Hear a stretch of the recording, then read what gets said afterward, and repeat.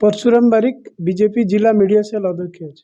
Sir 2024 निर्वाचन रे तालचेर विधानसभा माने आपन कोन लागुची किए विजेता लाभ करियो?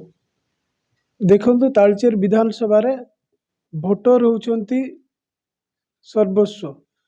विधानसभा वर्तमान जो माने अछंती लोक प्रतिनिधि अछंती से माने तालचेर लोकंक पई तालचेर वासींक पई एवं तालचेर पई टंकाटिए मध्य स्वतंत्र अनुदान आनी नाहंती किंबा कोनसी कार्य करि नाहंती। किंतु भारतीय जनता पार्टी एठी सरकार रे नाही, सरकार नथिले परे मध्य भारतीय जनता पार्टी आमर जे नेता ओडिशार रत्न केंद्र मंत्री धर्मेंद्र प्रधान तांकर प्रयास रे तालचेर 35,000 कोटी टंकारु अधिक कार्य चालू रही।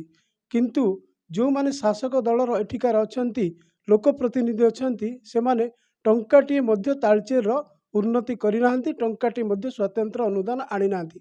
जहाँ भी कार्य होची मोदी सरकारଙ୍କର DMA fund district mineral fund रो पैसा रे कार्य होची।